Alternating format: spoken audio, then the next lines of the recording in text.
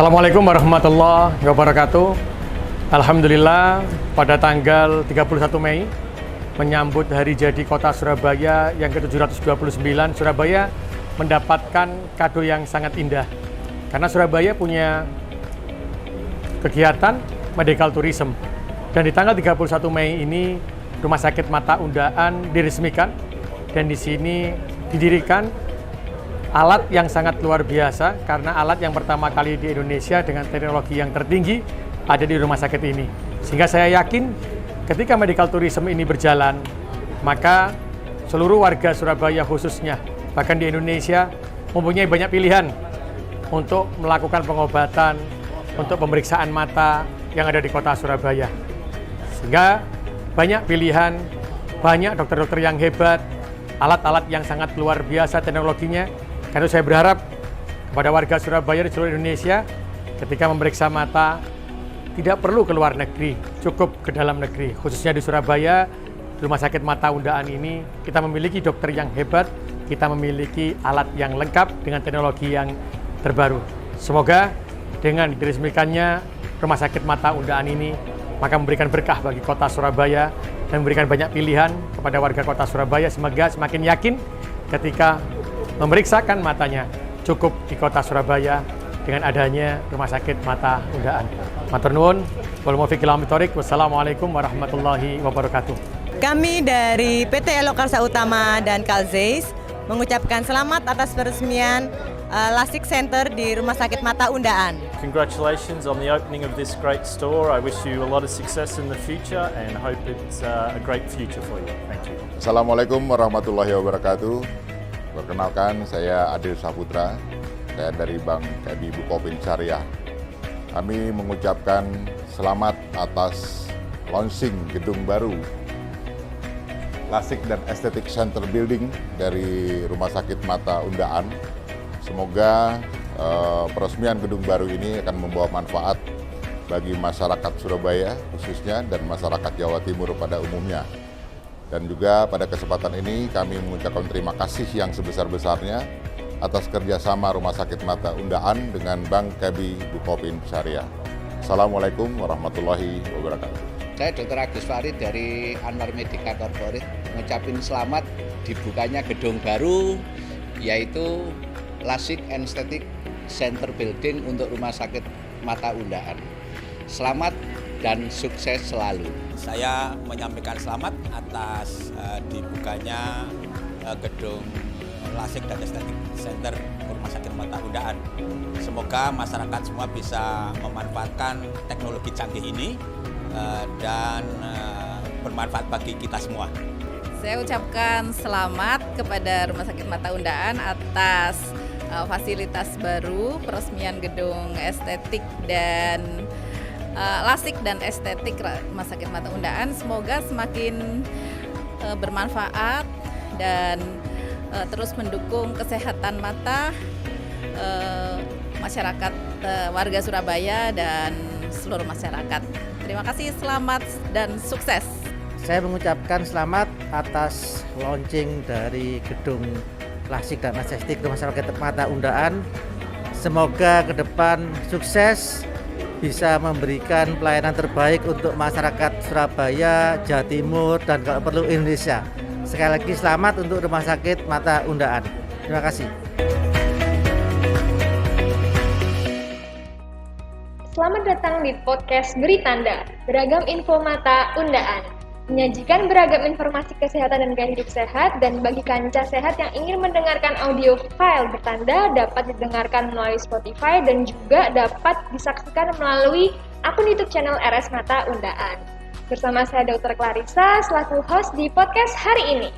Nah, kanca sehat, podcast kita kali ini sedikit berbeda dan sangat spesial karena kita kedatangan dua narasumber sekaligus yang akan membahas lebih lanjut mengenai layanan premium Rumah Sakit Mata Undaan. Dan sebelum saya memperkenalkan dua narasumber kita, saya akan memberikan sedikit petunjuk tentang profil kedua dokter kita pada hari ini.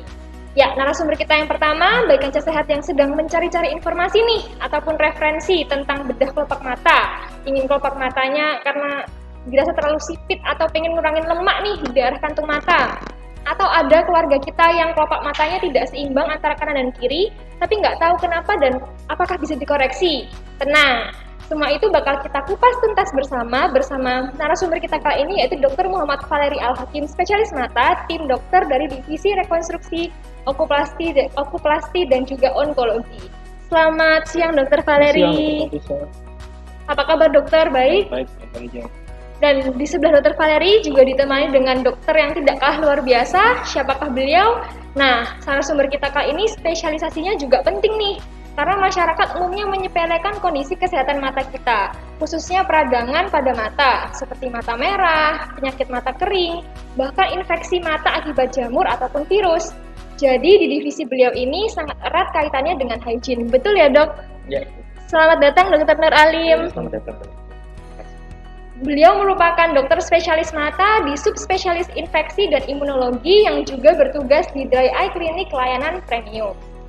Nah, Kanca Sehat juga pastinya banyak yang tahu nih ya tentang Dry Eye Clinic, yang nantinya juga kita akan membahas tentang itu lebih detail, dan yang pastinya kalian harus stay tune terus ya di live kali ini. Ya, selamat datang dokter, apa kabar? Nah, Kanca Sehat, kita juga akan nggak berlama-lama lagi, kita langsung saja bertanya kepada narasumber kita yang kedua, yaitu Dr. Valeri dan Dr. Nur Alim. Dan kalian juga bisa menaruh pertanyaan di kolom komentar, karena RS Mata Undaan akan menyediakan door prize yang sangat menarik untuk kalian bagi penanya yang akan nantinya dijawab oleh narasumber kita yang sangat luar biasa ini. Jadi kalian jangan sungkan-sungkan, langsung aja kalau misalnya punya pertanyaan yang menarik, langsung ditulis di kolom komentar. Siapa tahu kalian menjadi salah satu yang beruntung dan bisa dijawab pertanyaannya oleh dua narasumber kita pada siang hari ini. Ya, tanpa berlama-lama lagi, kita langsung saja ya masuk ke sesi tanya jawab. Dan mungkin yang pertama ini ada pertanyaan untuk Dr. Valeri nih dok. Yang pertama nih dok, saat ini kan bedah kelopak mata sangat diminati ya dok untuk banyak orang untuk memperbaiki penampilannya. Katanya sih istilah kerennya untuk glow up gitu dok. Nah, khususnya untuk di bagian mata, sebenarnya apa sih dok yang dimaksud dengan bedah kelopak mata sendiri, dan bagaimana penanganan tindakan bedah kelopak mata tersebut yang berbasis medis di RS Mata Undaan dok? Baik, Dr. Clarissa, terima kasih banyak ya diberi kesempatan untuk berbicara.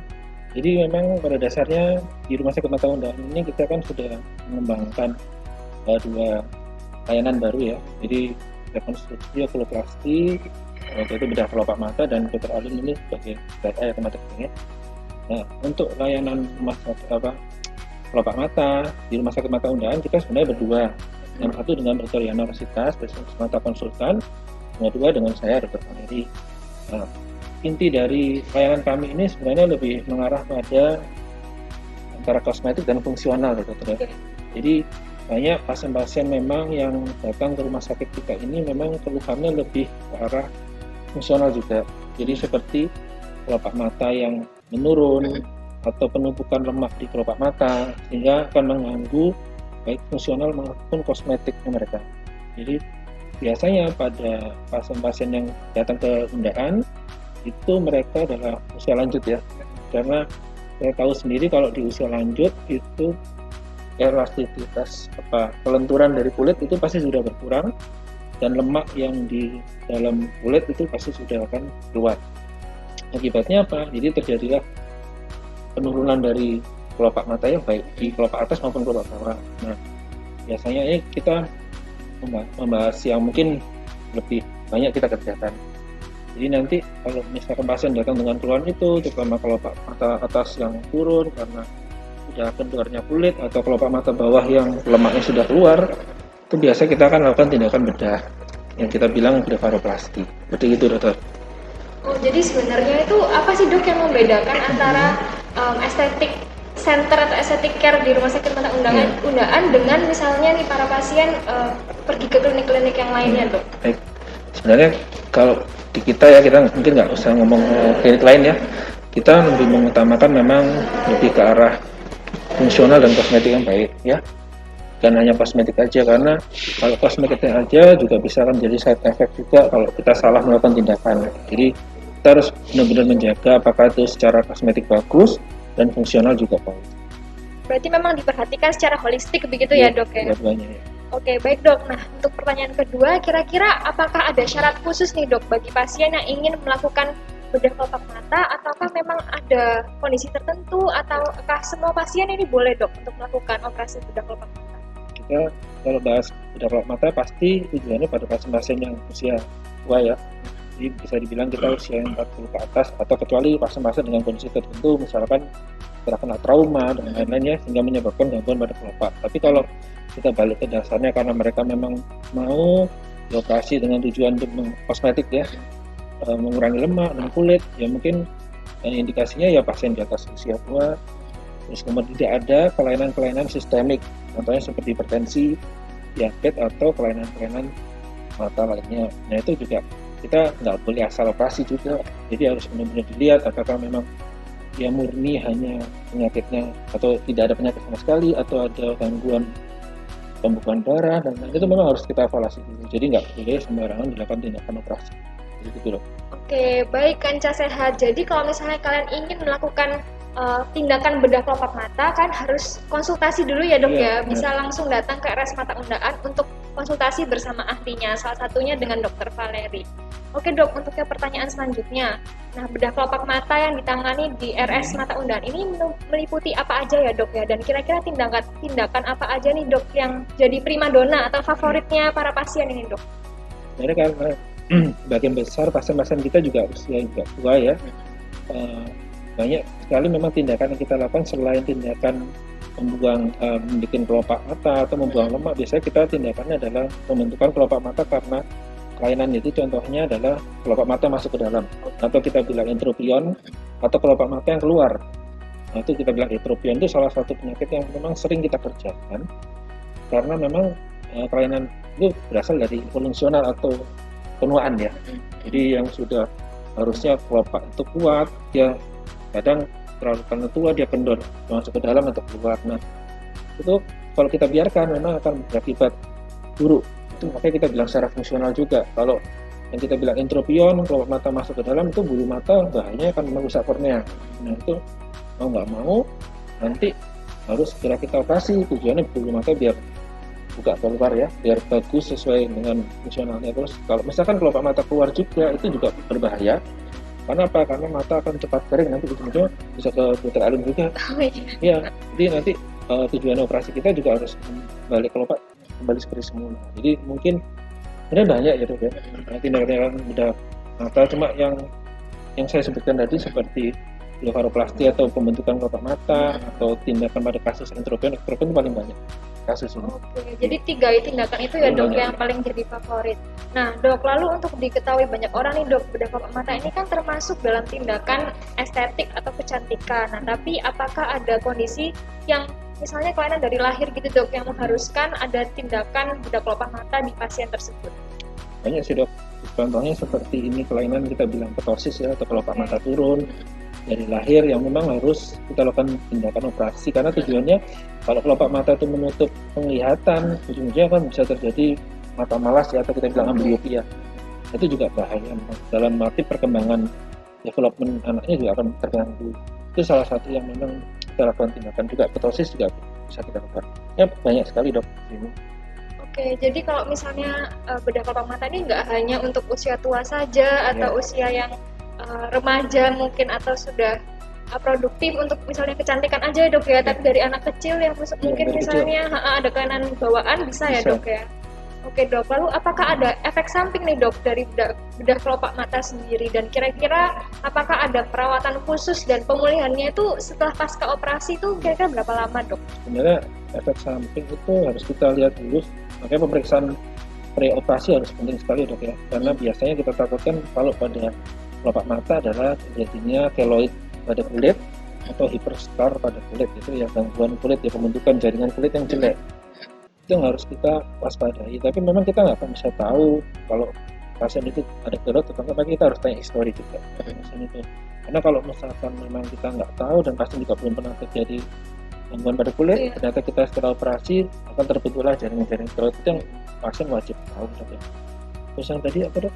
Kira-kira pasca operasi pemulihannya berapa lama dok? Pasca operasi pada bedah kelopak mata memang agak lama ya dok ya, karena biasanya kita di kelopak itu banyak sekali pembuluh darah, akibatnya terjadi perdarahan di dalam kelopak. Itu biasanya penyembuhannya bisa sekitar 1-2 bulan kalau kita bilang recovery yang baik. Jadi 2 bulan. Jadi memang evaluasinya kelopak mata itu bukan hanya 1-2 hari, harus 2 bulan. Oke, terima kasih dok. Jadi memang meskipun tadi ada kemungkinan efek samping ya dok ya dari bedah kelopak mata sendiri, tapi tenang saja, semua itu pasti akan diantisipasi ya dok sebelumnya dengan pemeriksaan pre operasi yang nantinya pasti akan dievaluasi terlebih dahulu. Kira-kira tindakan apa yang cocok, kira-kira untuk treatment apa yang kalau bisa efek samping seminim mungkin gitu ya dok ya. Oke, baik, mungkin ada pertanyaan dari followers RS Mata Undaan. Oke, kalau mungkin masih malu-malu nih followers RS Mata Undaan, Kanca Sehat masih malu-malu untuk bertanya, mungkin bisa setelah ini mungkin ada pertanyaan yang menarik langsung aja ditulis di kolom komentar karena akan ada door prize dan hadiah yang menarik untuk kalian bagi pertanyaan yang akan dijawab langsung oleh narasumber kita. Kapan lagi nih bisa langsung berinteraksi dengan expert di bidangnya, yaitu di bidang bedah kelopak mata dan juga di sindroma mata kering. Baik, terima kasih, menarik sekali ya pembahasan kita kali ini dengan Dr. Valeri, dan kita akan beralih nih dok ke Dr. Nur Alim. Nah, kita akan khusus membahas tentang dry eye atau penyakit mata kering. Jadi dok, dry eye clinic ini kan merupakan layanan baru ya dok ya di RS Mata Undaan. Dan pertama nih dengar-dengar ya dok ya di Jawa Timur, luar biasa ya dok RS Mata Undaan. Nah, sebetulnya dry eye clinic itu dikhususkan untuk siapa sih dok? Pasiennya, targetnya itu dok? Terima kasih Dr. Clarissa. Memang untuk teknologi pemeriksaan dry eye ini memang tergolong baru lah di dunia kedokteran mata. Di Indonesia pun mungkin masih kurang dari 5 pusat pelayanan kesehatan mata yang mempunyai alat ini. Dan kebetulan kita salah satunya dan pertama di Jawa Timur. Nah, untuk segmentasi pasien-pasien yang bisa kita lakukan pemeriksaan di sini, memang pada umumnya mata kering ini diderita oleh penderita usia lanjut. Akan tetapi dengan seiringnya perkembangan teknologi ya, semuanya serba online, apalagi zaman pandemi seperti ini. Nah, kondisi-kondisi mata kering ini pun juga sangat meningkat pada anak-anak usia sekolah. Jadi kalau ditanya untuk sasaran pasien-pasien yang kita lakukan pemeriksaan ini memang dari usia sekolah sampai usia lanjut, jadi hampir semua pasien bisa kita lakukan pemeriksaan. Apalagi dengan ini ya dok, seringnya penggunaan gadget mungkin. Betul, ya dok ya, jadi usianya semakin luas itu juga. Oke, nah dok, umumnya ini gejala apa nih dok yang dialami pasien untuk kira-kira pasien-pasien dengan yang terdiagnosa penyakit mata kering itu gejalanya seperti apa sih? Yang jelas gejala yang paling dominan itu rasa yang tidak nyaman, rasa tidak nyaman, kemudian pasien merasakan ada sesuatu seperti ada benda asing di dalam bola mata, kemudian gatal, berair, bahkan sampai kondisi matanya merah.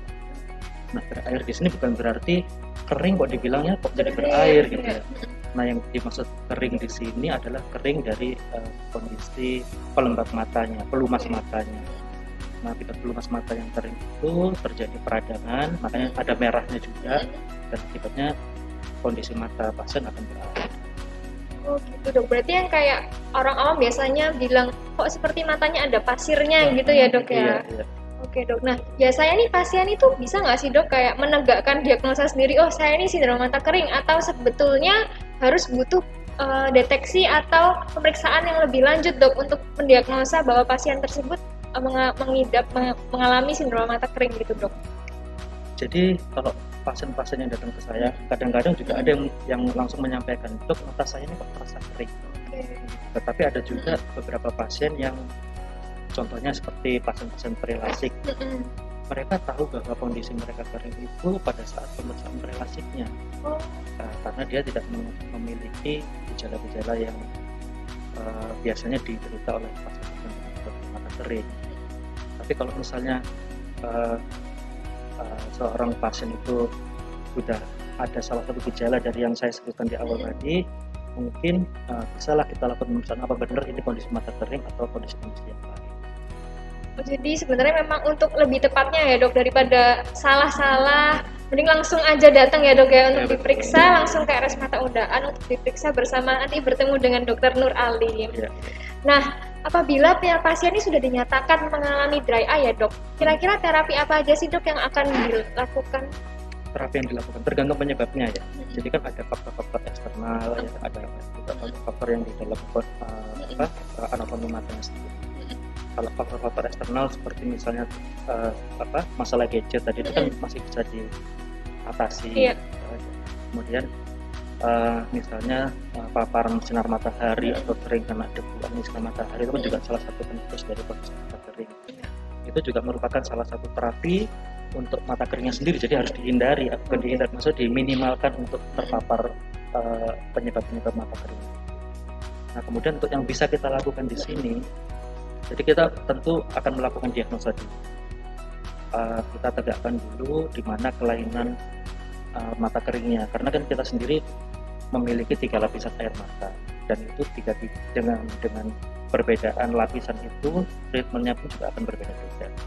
Jadi kita akan tegakkan, kemudian treatment yang bisa kita lakukan mulai tetes mata itu mutlak, tetes mata atau air mata itu mutlak. Tapi di samping tetes mata kita juga bisa memberikan treatment lain, termasuk treatment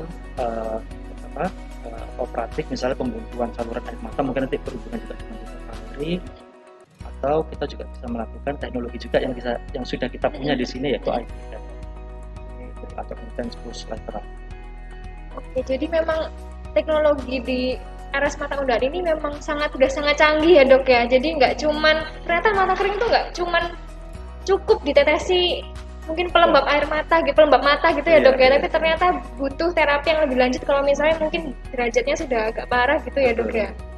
Oke dok, nah ketika pasien sudah dinyatakan sembuh nih dok dari sindroma mata kering, apakah mungkin sindroma mata keringnya itu atau dry eye-nya itu kembali lagi gitu dok?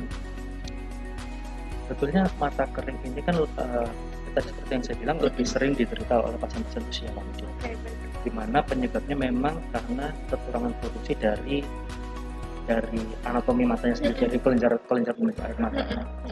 Jadi sebetulnya untuk dibilang kering sih, dibilang sembuh sih tidak bisa sih untuk sembuh, tapi bisa kita kontrol. Yang sering pasien-pasien datang, kemudian kita sudah mendiagnosa dengan mata kering, kita sudah obati dengan obat-obatan yang sesuai, tetapi pasien menghentikan sendiri obat-obatannya itu karena merasa dirinya sudah sembuh.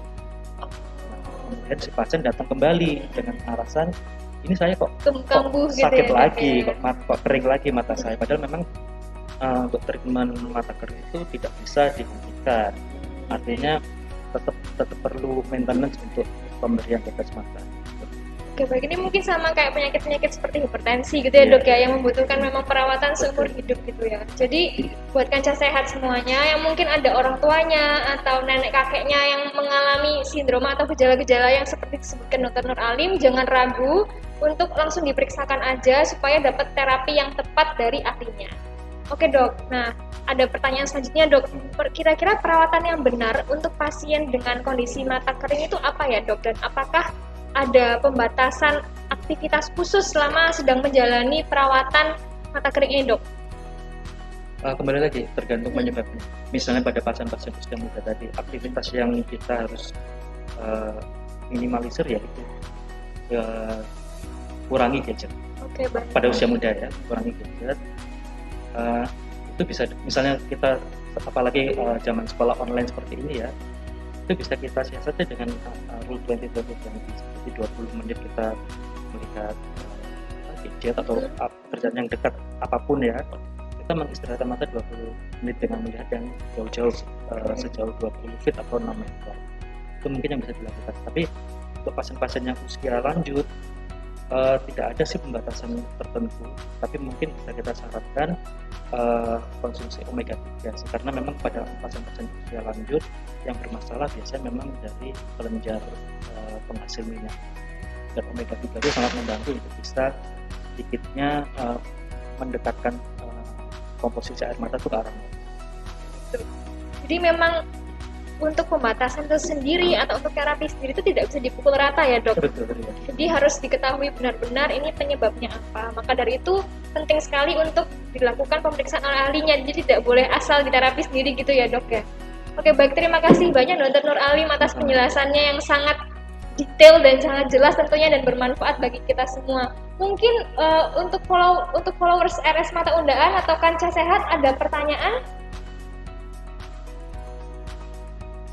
Oke, baik. Ada pertanyaan dari Ashifa 3976. Dok mau nanya, anak saya umur 5 tahun ada kelainan di mata kiri sejak lahir, kelopak mata sebelah kiri turun atau mata malas. Apakah harus operasi? Menurut Dr. Valeri nih, Dok. Ya, baik, terima kasih ya. Mungkin berhubungan dengan pertanyaan saya tadi, pernyataan saya tadi. Iya. Kalau pasien-pasien dengan kelainan kelopak mata dari lahir, itu memang kita takutkan ada terjadinya ambliopia atau mata malas. Oke. Karena kurangnya fungsi dari penglihatannya sama tertutup. Dan memang sebenarnya kalau yang hampir terjadi ambliop memang mau nggak mau memang harus dilakukan tindakan operasi. Karena dengan terapi medikamentosa pun tidak akan bisa. Jadi, tapi balik lagi ya, kalau seperti ini kita harus memeriksa dulu. Oke. Apakah memang benar karena kelopak mata turun atau ada penyakit lain yang menyertai. Jadi kalau misalkan kita kepingin mengetahui anaknya apakah memang karena kelopak mata turun, dia sebaiknya periksa ya. Oke, baik.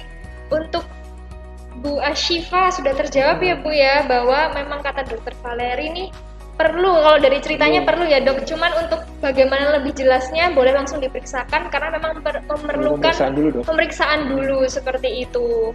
Oke, ada pertanyaan kedua dok dari sugar.jadi. Dok, adik suku saya glaukoma dan sudah operasi 2019 kemarin, tapi sampai sekarang belum membaik dan disuruh operasi lagi. Apakah glaukoma benar-benar akan berakhir dengan kebutaan? Mungkin Dr. Nur Alim kok bisa menjawab. Sebetulnya ya, glaukoma itu ini sih ada divisi khusus ya yang menangani kasus glaukoma. Cuma saya dari bidang infeksi imunologi setidaknya sedikit lah memahami tentang kondisi glaukoma. Jadi kalau memang sudah ada kerusakan yang terjadi di kondisi saraf matanya, memang sifatnya permanen. Cuma mungkin nanti untuk lebih detailnya bisa dikonsultasikan dengan dokter glaukomanya karena harus dilakukan juga pemeriksaan lebih lanjut juga untuk kondisi saraf mata. Oke, baik. Jadi memang kalau untuk glaukoma sendiri itu bisa juga ya dok ya diperiksakan di RS Mata Undaan karena di RS Mata Undaan ini dokter spesialis matanya di divisinya ada banyak sekali ya dok ya. Jadi ada yang ahlinya di bidang masing-masing, jadi bisa langsung datang saja di hari-hari kerja. Oke, baik, terima kasih Dr. Nur Alim dan Dr. Valeri atas penjelasannya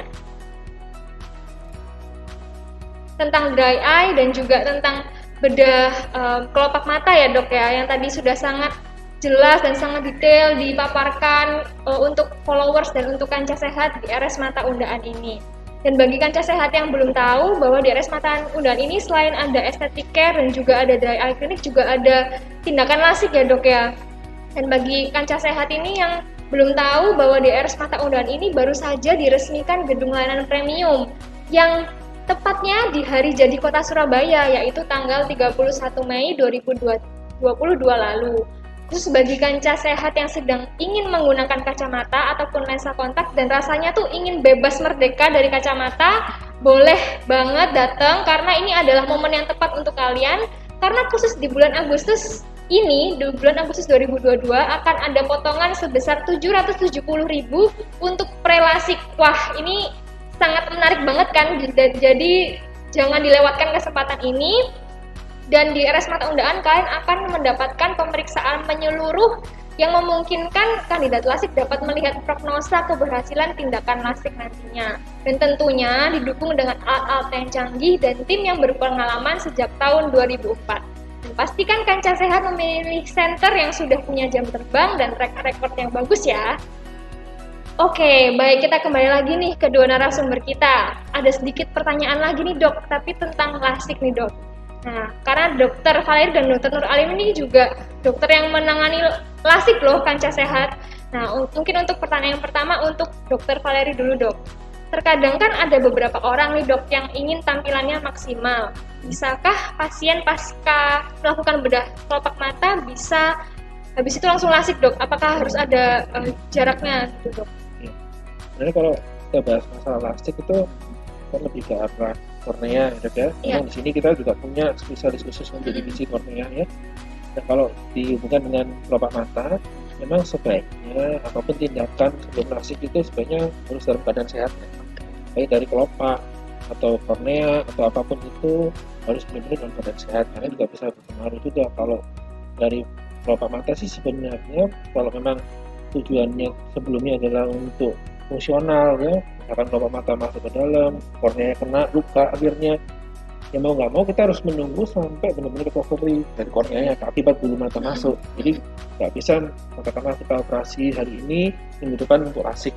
Jangan, benar-benar seperti saya bilang tadi, mungkin ya evaluasi dulu apakah memang keadaannya sudah baik-baik aja. Kalau sudah, sebaiknya akan dilakukan prelasik untuk dilanjutkan prelasik. Baik, jadi memang setiap kondisi masing-masing ya, Dok, ya, nggak bisa dipukul rata. Betul, jadi tergantung kondisi masing-masing pasien.